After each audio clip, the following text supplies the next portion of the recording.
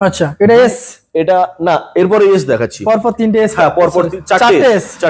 আচ্ছা 2023 এর গাড়ি R15 ভার্সন 3S। আচ্ছা আস্কিং প্রাইস 1,50,000 টাকা। আচ্ছা 6 মাসের গাড়ি আছে হুম R15 ভার্সন 3S। এটারও আস্কিং প্রাইস থাকছে শুধুমাত্র 1,60,000 টাকা।